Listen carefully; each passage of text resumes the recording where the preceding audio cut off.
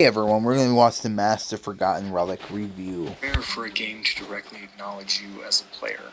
Normally we exist in a mutually agreed upon suspension of disbelief with its characters. We are asked to inhabit them and put ourselves aside. Moss, the Forgotten Relic, a remake of the previously VR exclusive Moss and Moss Book 2, discards that notion.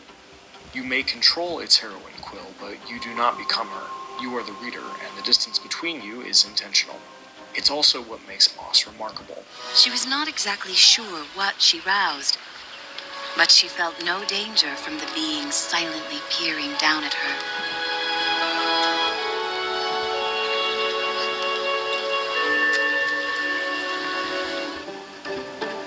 The Forgotten Relic story starts simply. You are in an old library and pick up a book titled Moss. Inside, you meet Quill, a young mouse who dreams of adventure and finds it thanks to a piece of glass, an artifact of great power and long history. Holding it means she can interact with you, the reader, and you can change the story. From that moment, her fate and yours intertwine, but when she shows the glass to her uncle, and he realizes what your bond means, he warns Quill that she is in danger and leaves to take care of something else. I'll be back before midnight.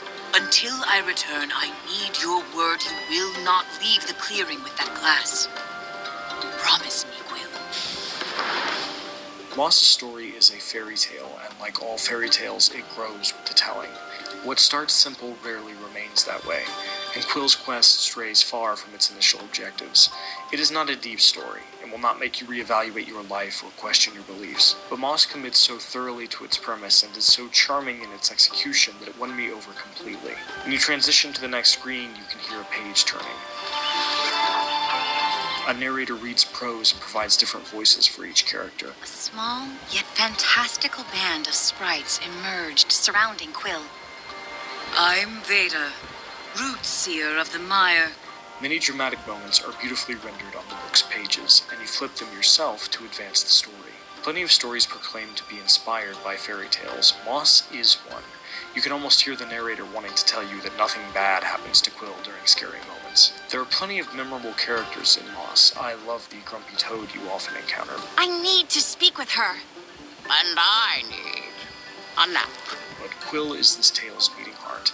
Without her, there is no story, nothing to care for. She is brave but not fearless, resolved but aware that she cannot do what needs to be done alone, strong but not stoic. I felt for her when she was sad or afraid, but she was not simply someone in need of my protection. We were a team. He's all I have. If I lose him, I don't know what I'll do. If I was stuck, Quill would point the way and show me what to do. If I accidentally piloted her off a cliff or into a pond, she'd re-enter the area and shake herself off, ready to try again. And when we triumphed, she would high-five me or sometimes break into elaborate dance. Her joy is infectious, and I wanted her to succeed not because I wanted to keep playing, but because I liked her. It's hard for a game to make you feel truly connected to a character, but Moss succeeds. The game side of Moss is also simple enough, especially the first half of this two-part compilation. While you can see its VR origins in small environments and your ability to interact directly with parts of the world, developer Polyarch has done an admirable job of turning this duology into traditional games. Had I not known that they started life as VR exclusives, I probably wouldn't have been able to tell. Occasionally, it can be hard to see whether you can interact with something or you might deal with the odd awkward camera angle.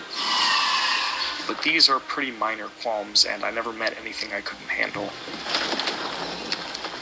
I did have a weird soft lock once when I opened the door before I was supposed to, but a quick restart fixed that, and Moss is generous with its checkpoints.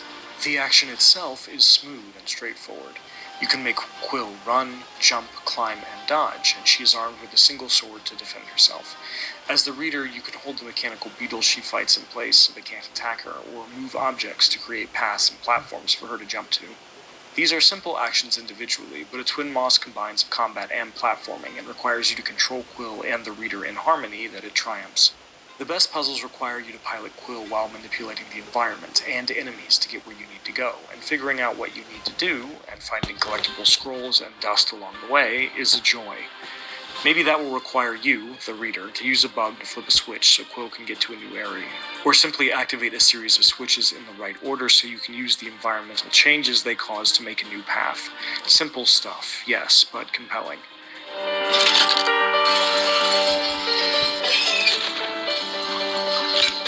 Book 2 takes everything Moss did right and expands upon it. In addition to introducing more characters, one of which is playable and a larger scope, the sequel adds additional weapons, a chakram, and a hammer. The sword now has a dash that allows Quill to fly across gaps. The chakram can be embedded into walls and then called back to smite enemies or solve puzzles. And the hammer is, well, a hammer. There are even new enemies, like the little metal pillbugs that you can send flying to open new pathways and smash other evil insects. But probably the biggest change is Quill's ability to climb vines. With that, the broken stone and overgrown ruins of Moss become more challenging and interesting to move across, which adds to the idea that this is a living world. As the reader, you augment this with a power that can grow vines and verdant pathways, opening up new ways for Quill to travel, increasing the complexity of the world and its puzzles. Don't get me wrong, I think the original game is worth playing, though you don't have to. There's a nice little summary when you start Book 2. Shall we begin? It's a simpler game, but it's incredibly charming and has some great moments that a recap just doesn't do justice. None of what either Moss asks of you is particularly difficult, but when everything is thrown together, it is compelling. I enjoyed solving its puzzles, especially when it took multiple steps and I had to combine all my skills, hunting for secrets, and generally just spending time with Quill and exploring Moss's world. The Forgotten Relic invites you to live in this book, both a part of its story and separate from it, and I like that. Moss doesn't just throw lore at you, it tells its story and expects you to follow along. You won't know exactly what a reader is or why glass is powerful or what the Cinder Knight was from the jump, but if you pay attention, Moss will teach you, and things are more nuanced than they originally appear. There's no codex to check, and while exposition does happen, it's generally because both you and Quill are ignorant of something and need to learn.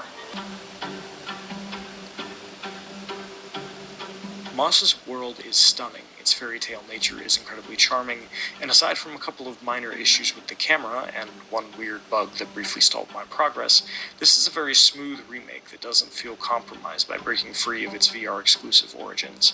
It may be simple, but its combat and puzzles are satisfying and amusing. But for me, Moss's appeal comes back to Quill and her world, wondering what would happen to them and wanting to see this story through. Moss is a game about a mouse, but Quill has the heart of a lion, and this book is better for having her in it. I'm grateful to have gotten to spend time with her, and for the story we shared. High five, Quill. For more.